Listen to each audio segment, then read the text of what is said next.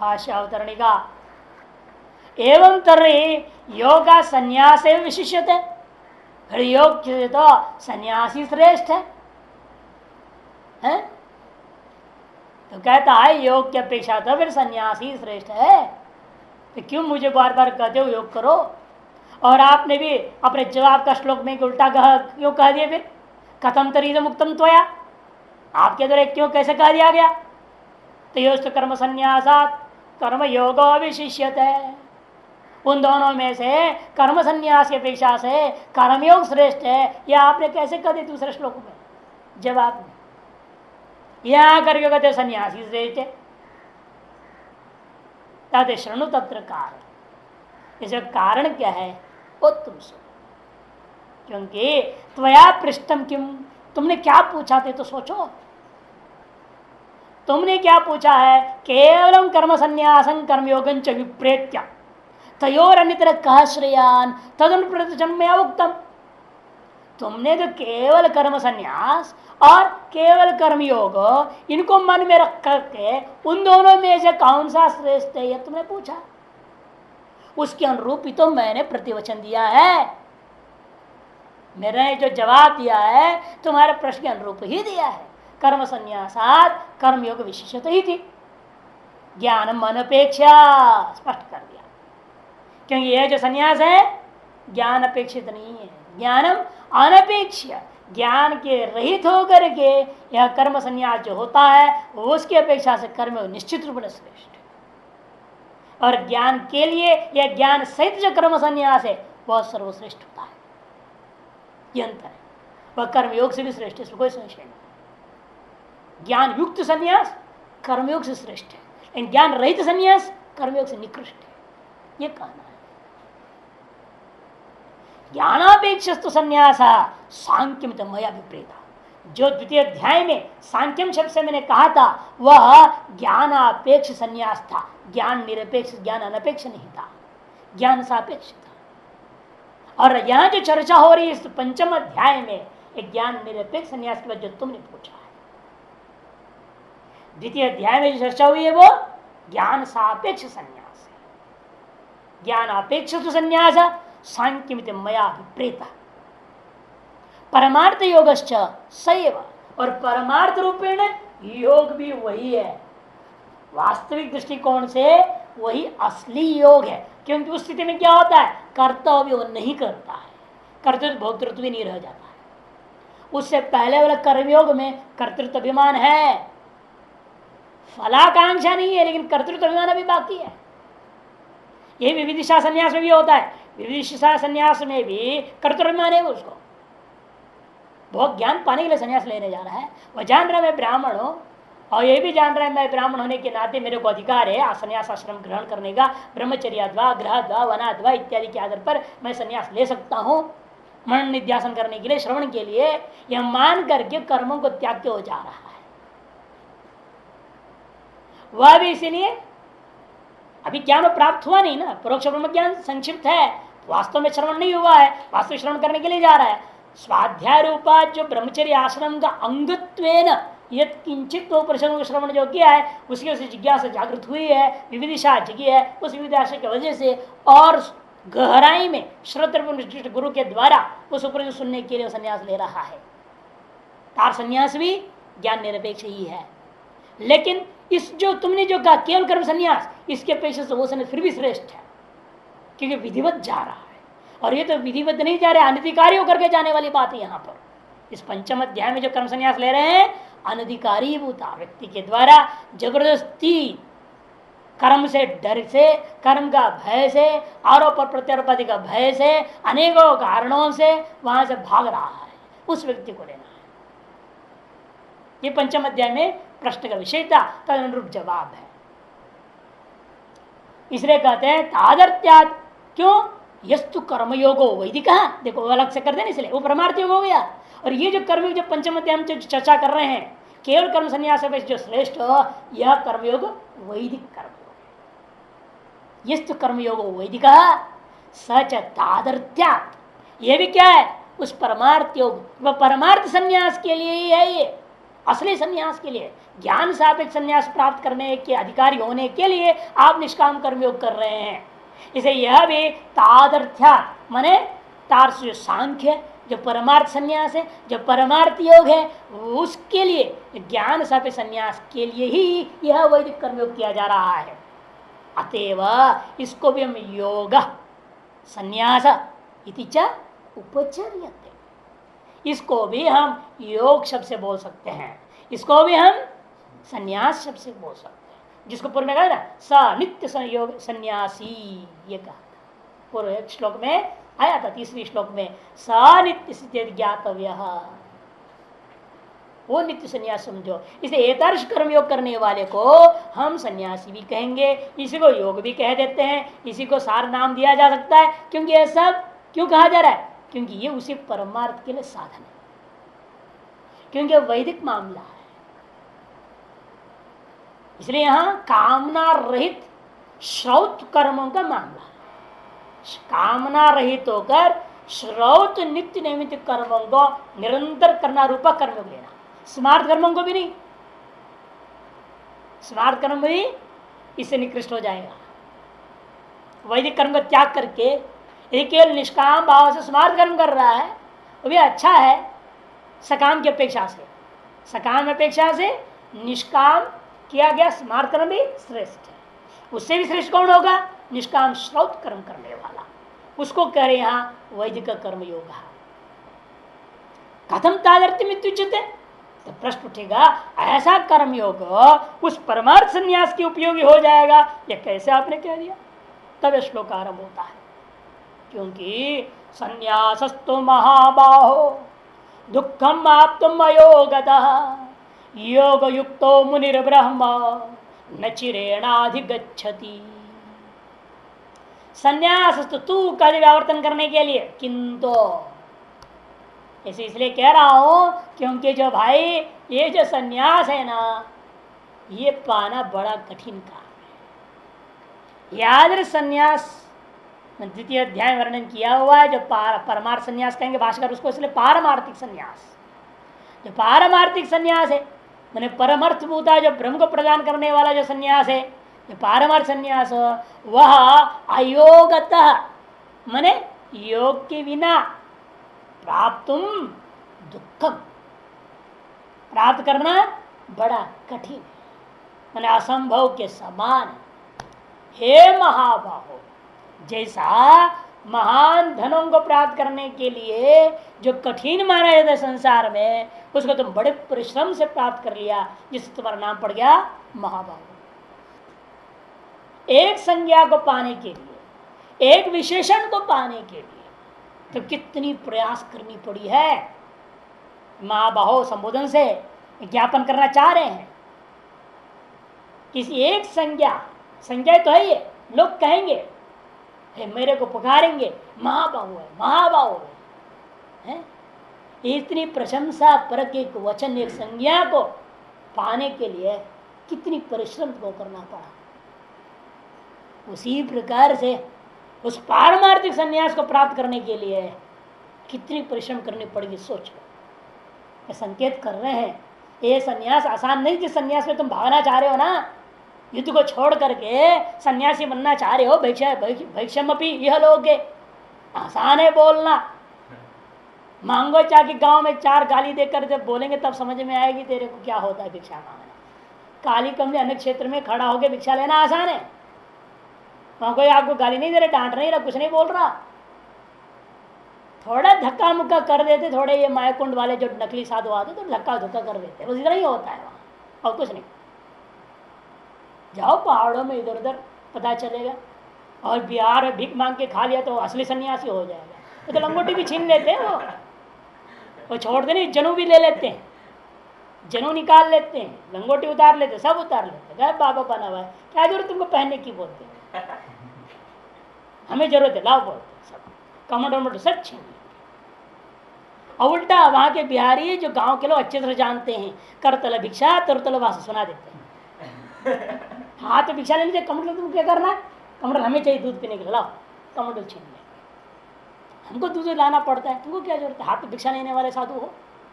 पेड़ का नीचे रहना है तुमको, कपड़े की क्या जरूरत है, कोई जरूरत नहीं बोलते सब। मांगो वहां रहकर पता चलेगा बिहार में सन्यास क्या होती है। आश्रम में बड़ा गुरु बन के बैठ के खाना, आचार्य बन गए और सन्यासी अपने को समझना आसान है। चले तो सही बिहार में, उड़ीसा में हमारे साथ, तब पता चल जाए। मधुबनी, सहरसा ऐसे जगहों में ले जाऊंगा जहां पर लोग पिटाई भी कर देंगे अच्छी तरह से। अरे सांड कहीं का, ऐसा बोलते हैं, सांड है नौजवान, चल हमारी खेती में काम कर, 2 घंटा काम करे तो रोटी मिलेगी 4, काम करा के रोटी देते हैं। क्या साधु हो कुछ हो, राम राम करते हुए कर लेना काम, क्या है तेरे को राम राम तो करना है साधु को, कर राम राम करते कर, काम कर, बड़ाई कर, ऐसा बोलते हैं। राम राम करने तो साधु बना है, भजन तो करना है, भजन करते करते कोई खेती में काम कर, बोल सीताराम सीताराम सीताराम, उल्टा बोलते हैं हमको, बोलो सीताराम सीताराम सीताराम, बोलो हाँ बुरा घासो काट, सीताराम सीताराम घासो काट, हाँ 2 घंटा काम किया ना, अब आजा आजा आजा, पानी पी। फिर आराम से बिठाएंगे, पानी पिलाएंगे, पंखा भी लगाएंगे, 2 बढ़िया से मोटी मोटी तगड़ी रोटी सरसों के साथ खिलाएंगे, मक्खन के साथ खाओ। पहले मेहनत जरूर कराएंगे, गाली जरूर सुनाएंगे। ऐसे ऐसे क्षेत्र में घूम चुके हैं ना, देख चुके तमाशा क्या होता है, संन्यास क्या होता है। बहुत कठिन काम है ये। पहाड़ों में ऐसे ही ये माई लोग बहुत सुनाते हैं, बाप जी क्यों आए, लात मार दी क्या छोरी, ऐसा बोलते हैं। छोरी ने लात मार दी तो साधु मन की यहाँ आ गए भिक्षा मांगने। लड़की कोई प्यार कर रहा होगा, वो लात मार दी है तो इधर आ गया, साधु बन गया। ऐसे बोलते हैं डायलॉग, एकदम हृदय को तीर मारते। विवेक वैराग्यवान नहीं हो तो घबरा जाएगा, परेशान हो जाएगा, गाली करो, नाराज गुस्सा करेगा उन पे। बड़े विचित्र लोग। इसे संन्यास तो है महाबाहो, जितना परिश्रम तुमने एक संज्ञा पाने के लिए करना पड़ा है, ऐसे थोड़ी महाबाहु बोलते हैं अर्जुन को। क्यों बोलते, बहुत परिश्रम किया, हद अतिरथी महारथियों से लड़ाई झगड़ा करा, सबको जीत लिया, सबसे धन छीन के लाया, तब तो उसका नाम पड़ा। कितनी परिश्रम किया है, उसके 1000 गुना परिश्रम करना पड़ेगा यदि सही सन्यासी बनना है। तो परिश्रम क्या है, सबसे बड़ा परिश्रम सब कुछ सहन करना, इससे बड़ा कोई परिश्रम नहीं। शारीरिक परिश्रम करना आसान है, सब सहन करना रूपा परिश्रम है, ये सबसे कठिन परिश्रम। कोई कुछ भी कहे उल्टा सीधा बकवास, कहाँ सहन करते, घबरा जाते हो। हमारे छठी जो 2 मिनट में अंदर डमाडोल हो जाता,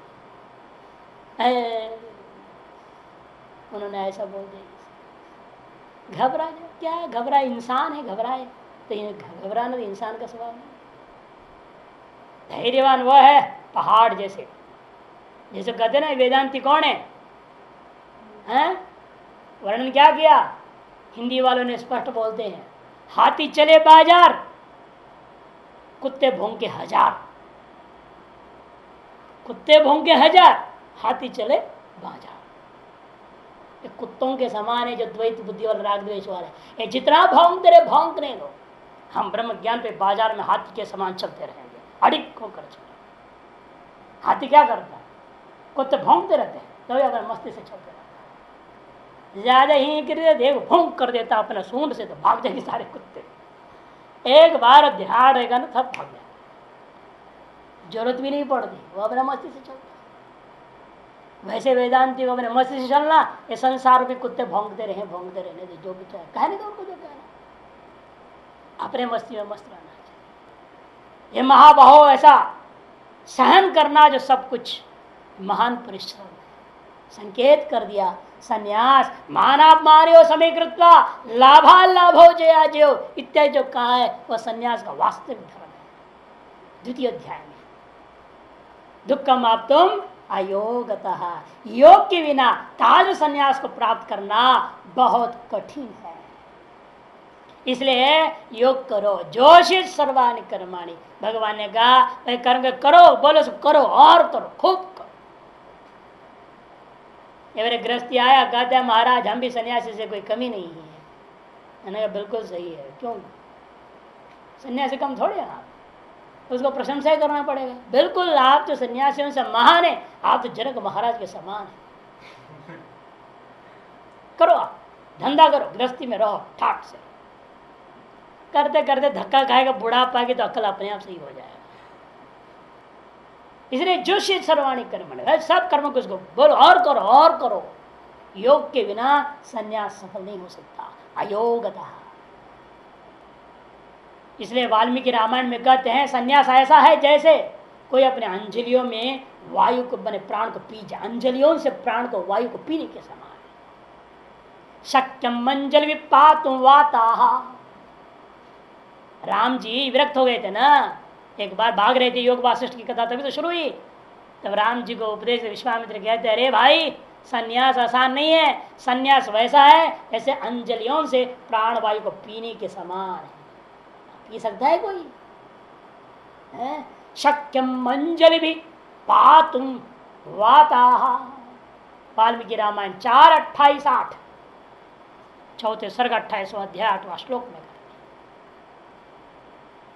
योग युक्त फिर कौन हो सकता है सन्यासी? कहते योग युक्त मुनिर ब्रह्म।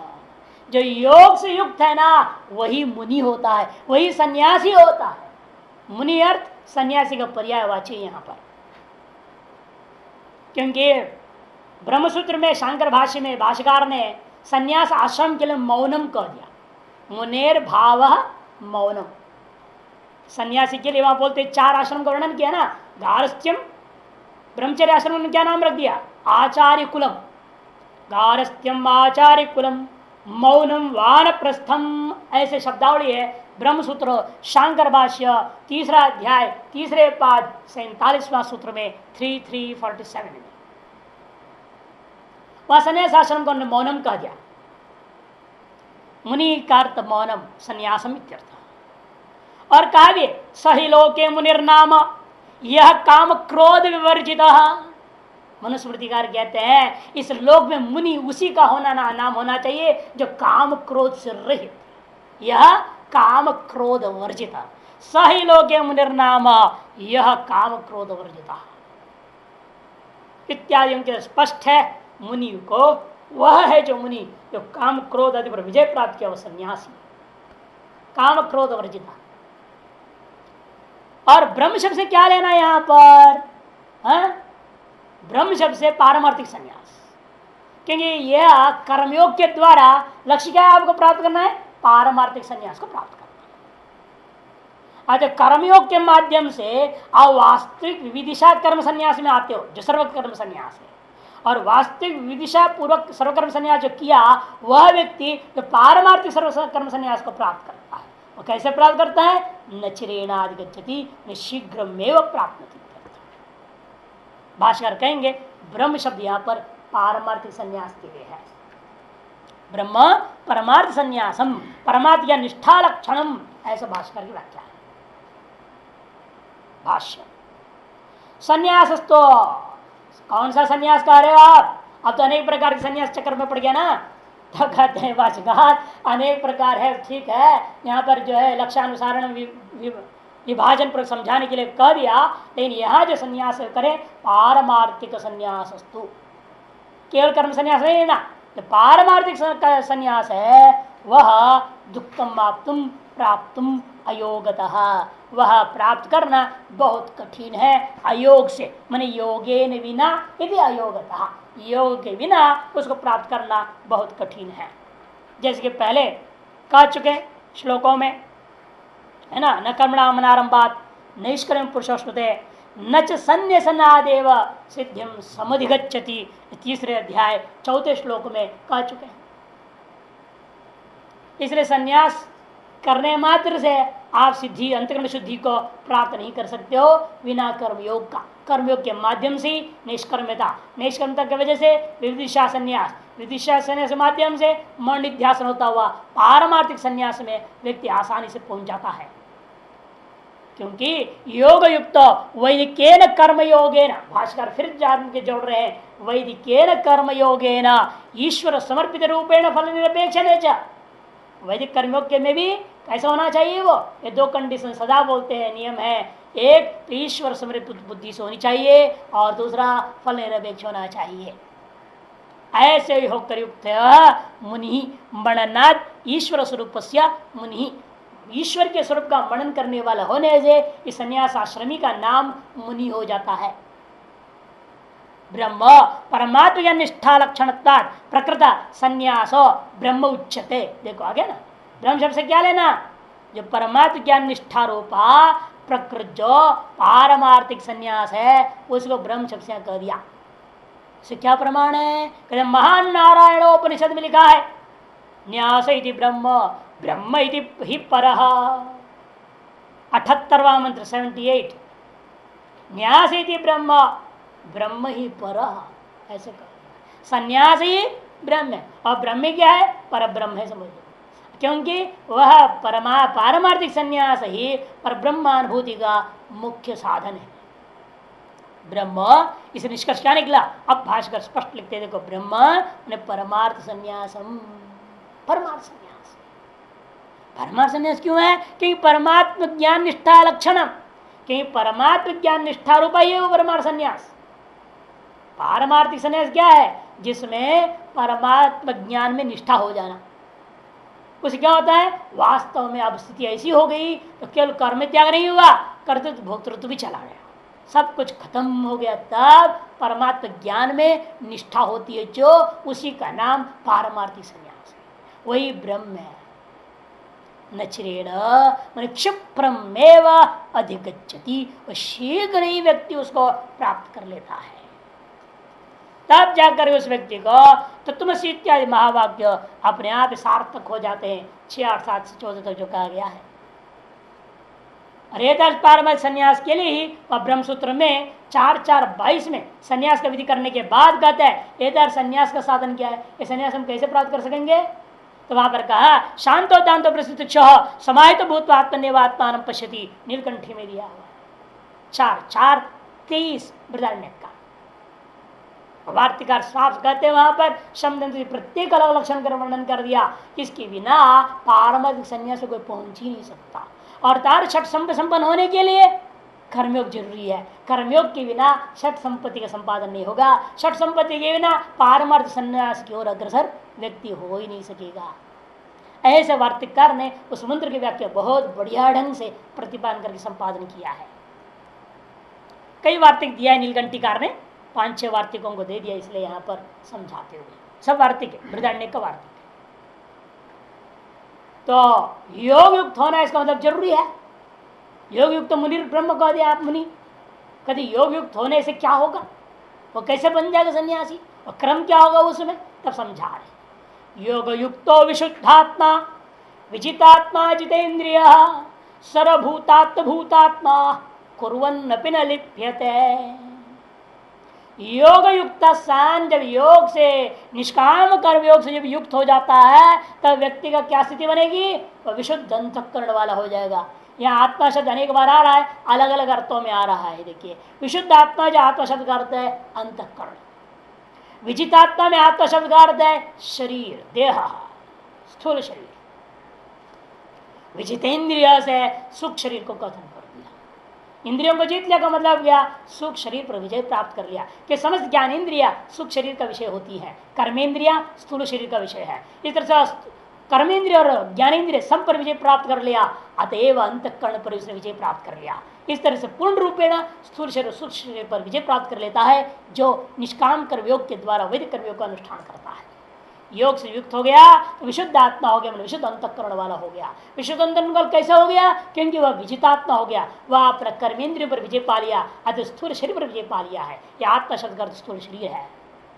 कि स्थूल शरीर पर विजय पाने से, कर्मेंद्रिय पर विजय पाने से क्या फायदा होगा, ये ज्ञानेन्द्रिया नाचते रहेंगे तो यानी जितेंद्रिय वह ज्ञानेन्द्रियों पर जीत लिया है, अतएव वह स्थूल सूक्ष्म उभय शरीरों पर विजय प्राप्त कर गया।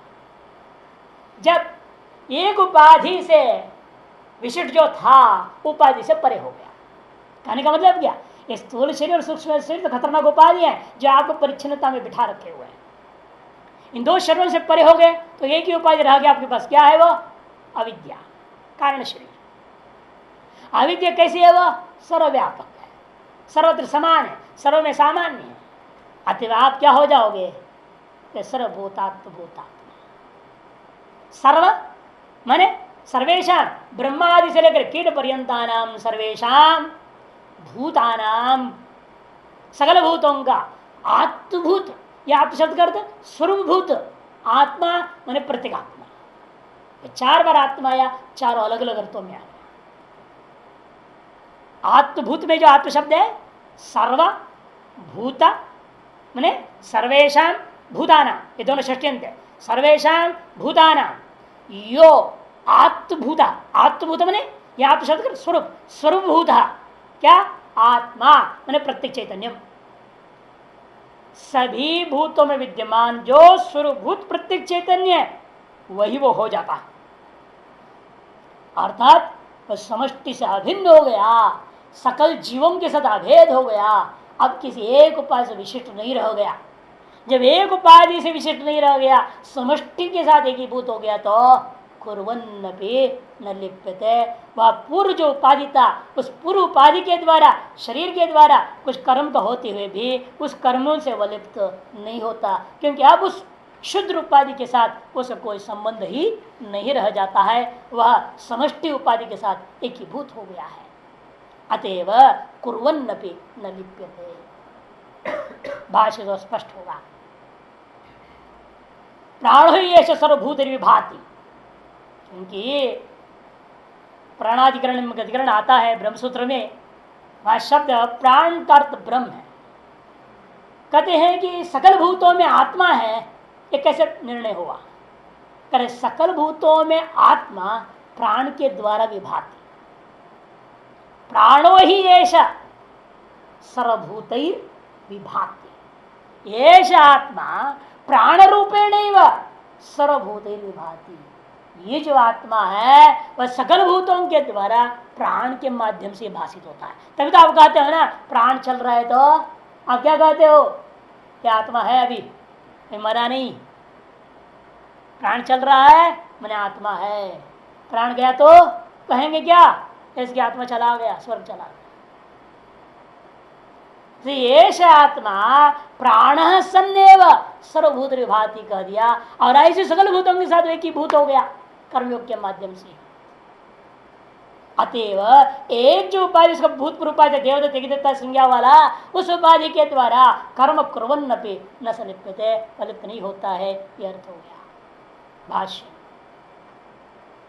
कि तदा दृष्ट स्वरूप अवस्थानम वृत्ति सारूप्य मित्र योग सूत्र से प्रमाण बनता है। तीसरा चौथा सूत्र है अथ योगानुशासनम, पहला सूत्र है योग क्षेत्र वृत्ति विरोधा, दूसरा है। तीसरा तदा दृष्ट स्वरूपे अवस्थानम, चौथा वृत्ति सारूप्य मित्र। नीलकंठ में दिया है सब सूत्रों में। यदा पुनरयम सम्यक दर्शन प्राप्ति उपायत्वेन योगेन युक्ता, जब यह जीवात्मा कोई भी व्यक्ति एक दत्तादि सम्यक दर्शन के प्राप्ति का जो उपाय है क्या? योग, उसके द्वारा युक्त हो जाता है। योग से युक्त हो गया तो वह कैसा हो जाता है? विशुद्धात्मा, विशुद्ध सत्व, विशुद्ध अंतःकरण है कहता है। सत्व मैंने अंतःकरण। और कैसा होता है? विजित देहो मैंने विजितेन्द्रियश्च, मैंने विजित आत्मा का अर्थ कर दिया विजित देह, जीत लिया है स्थूल शरीर को अर्थात कर्मेंद्रियों को। और जितेंद्रियश्च, और कैसा है वो? ज्ञान इंद्रियों को भी जीत लिया है। अतएव कर्मेंद्रियों को जीतने का मतलब स्थूल शरीर को जीतना, कर्मेंद्रिय ज्ञानेंद्र को जीतने का मतलब सूक्ष्म शरीर को जीतना, और साथ साथ जब ये दोनों को जीत लिया तो अंतःकरण को उसने जीत ही लिया है। अतएव क्या हो गया? सर्वभूतात्म भूतात्मा हो गया, सकल भूतों के भी आत्मभूत आत्मा हो गया। सकल भूतों का ऐसा अर्थ नहीं करना, ये भूत वेद है। सकल भूतों का भी आत्मा होने से क्या फायदा? महाभूत हो जाओगे। इसे कहते नहीं सर्वेशम ब्रह्मादिनाम स्तंभ पर्यंतानाम भूतानाम। सकल भूत का मतलब क्या? ब्रह्मा जी से लेकर के स्तंभ कीट पर्यंत जितनी भी भूत है इनको लेना है। उन सभी का आत्मभूत मैंने स्वरूपभूत जो आत्मा मैंने प्रत्येक चेतन, उन सबका प्रत्येक चैतन्य। वही है स्वरूप यस्य स बहुरी समास। सर्वभूता तो भूतात्मा, सर्वेशा भूतानाम आत्मभूता समास कर लो पहले, षष्ठी पुरुष बना लेना। तो शब्द क्या बन जाएगा? सर्वभूतात भूत। फिर सर्वभूतात भूत आत्मा यस्य स, सकल भूतों का सर्वभूत ही है जो आत्मा, वही है आत्मा जिसका, उसको कहते हैं हम सर्वभूतात भूतात्मा। स सर्वभूतात भूतात्मा सम्यक दर्शी इत्यर्थः। कहने का मतलब वो क्या हो गया? वो सम्यक दर्शी हो गया। तो कौन है वो? सम्यक दर्शी है। अतएव कुर्वन्नपि न लिप्यते, करते हुए लिप्त नहीं होता। सतत्र एवं वर्तमानो लोक संग्रहाय कर्म कुर्वन्नपि, जिस प्रकार से स्पष्ट है, बार बार आप लोग कहते हो, अतिव्याप्ति कर देते हो, कई बार किसी को भी कहते लोक संग्रह के लिए कर रहे हैं बोलते हो ना आप लोग। मान लो भाई महा तो लोक संग्रह के लिए कर रहा है, कहा राग द्वेष पेट में भरा पड़ा है, वो महात्मा ऐसे कैसे लोक संग्रह? लोक संग्रह वही कर सकता है जो ईश्वर तुल्य हो गया है, सर्वात्मदर्शी है, सम्यक दर्शी है। ब्रह्म ज्ञानी ही लोक संग्रह कर सकता है, दूसरा नहीं कर सकता। उसी के शरीर से लोक संग्रह होता है, जिस किसी के शरीर से नहीं हो सकता। इसे भाष्कर कहते हैं सा तत्र एवं वर्तमान, इस प्रकार से विद्यमान जो सम्यक दर्शी है वही लोक संग्रहाय कर्म कुर्वन्न भी, वह लोक संग्रह के लिए कर्म करते हुए भी न लिप्यते न कर्म विरुद्धते इत्यर्थः, वह कर्मों से बंधन को प्राप्त नहीं होता, यह इसका अर्थ। इसको स्मृतिकार याज्ञ स्मृतिकार एक स्फटिक को दृष्टांत बहुत सुंदर समझाया। स्फटिक प्रतिबिंबेन यथा नायाति रंजनम तस्तः कर्म फलेनांतः तथा नायाति रंजनम। जैसे स्फटिक है, आप उसको ऊपर फूल के साथ सटा दो, चिपका दो, कुछ भी कर डालो, लेकिन स्फटिक के अंदर रंग घुस जाएगा क्या? है? आप पेंट कर दो स्फटिक को, तो इस स्फटिक के अंदर पेंट नहीं घुस सकता। कुछ भी कर लो आप उसको रंजित करने को, आप उसे रंजित नहीं कर सकते। ऊपर ही ऊपर झूठा एक लेप रह जाता है, अंदर घुस नहीं सकता रंग। स्फटिको स्फटिका प्रतिबिंबेन, स्फटिक को जो है रंग पुष्पादि का प्रतिबिंब के द्वारा यथा नायाति रंजनम, जिस वजह से रंग से रंजित नहीं होता है। तस्ता तस्ता मैंने उस एक बार ब्रह्म में स्थित हो गया जो व्यक्ति, वह कर्म फलेन, कर्म फल के द्वारा अंत तथा नया नयाति रंजनम, उसके अंत कर्ण वह कर्म फल कर्म से रंजित नहीं हो जाता। स्फटिक के समान ऐसा दृष्टांत दे दिया। स सर्वभूतात भूतात्मा एवं स्थिति कर्मवीर न बध्यते। क्यों नहीं बंधता है? क्योंकि उसका अंदर क्या दृढ़ निश्चय है, कैसा दृढ़ ज्ञान रहेगा उसके अंदर, जिसकी वजह से शरीर से हो तो पुण्य हो चाहे पाप हो, किससे भी कोई संबंध नहीं रह जाता। उसकी दृढ़ ज्ञान का स्वरूप वर्णन करते हैं, कैसा है उसका ज्ञान। नैव किंचित करोमीति युक्तो मन्येत तत्त्ववित् पश्यन् छिन्वन् स्पृशन् जिघ्रन् अष्टन् गच्छन् स्वपन् श्वसन् प्रलपन् विसृजन् गृह्णन् उन्मिषन् निमिषन्नपि इंद्रियार्थेषु वर्तन्त इति धारयन्। उसका निश्चय कैसा है? कहते हैं कि देखो, पश्यन् शृण्वन् स्पृशन् जिघ्रन् अष्टन् गच्छन् स्वपन् श्वसन् प्रलपन् विसृजन् गृह्णन् उन्मिषन् निमिषन्नपि इंद्रियेषु वर्तन्ते इति धारयन् नैव किंचित करोमीति तत्वित् युक्त मन्येत। ऐसा नहीं, इससे दोनों श्लोक एक साथ लिया जाता है। वहां देखो पूरे 24 तत्व को पकड़ लिया। यहाँ पर 24 चीजों का वर्णन कर रहे हैं। यहाँ पर पंच ज्ञानेन्द्रिया, पंच कर्मेंद्रिया, पंच प्राण, पंच उपप्राण और अंतःकरण चतुष्टय 24। पंच ज्ञानेन्द्रिया देखो, पश्यन चक्षु, शृण्वन श्रोत्र, स्पृशन त्वक, जिघ्रन घ्राण और अष्टन रसनेन्द्रिय। रसन 5 ज्ञानेन्द्रिय हो गया।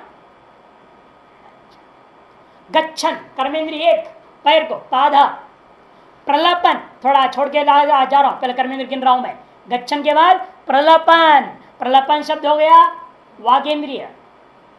विसर्जन से दो ले लिया, पाद और पायु, तो दोनों से क्या होता है, एक से लघुशंका को छोड़ते हो, दूसरे से शौच को, दीर्घशंका पेशाब और टट्टी दोनों का विसर्जन होता है। इसे दोनों पाद पायु और उपस्थ इन दोनों को ले लिया विसर्जन से। और गृणन हाथ, हस्त, पानी, पांच आ गए ना कर्मेंद्रिय, पंच कर्मेंद्रिय आ गए।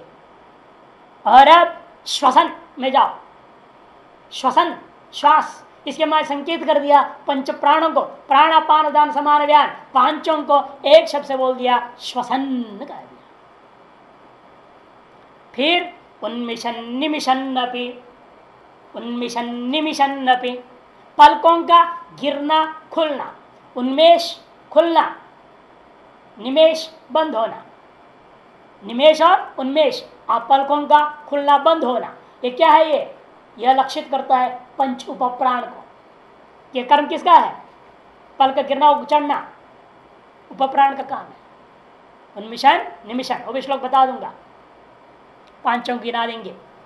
ये दो के द्वारा पल्क माने एक ही है, ये पल्क का गिरना चढ़ना, इसके द्वारा पांच उपप्राण का संकेत हो गया। और अंत में आइए स्वपन करना, स्वपन के द्वारा अंतकरण चतुष्टय का बात बता दिया कि आदमी स्वप्न देखता है या सोता है, ये दोनों ही सुख शरीर का मतलब है, और सुख शरीर का प्रधान वस्तु है अंतकरण।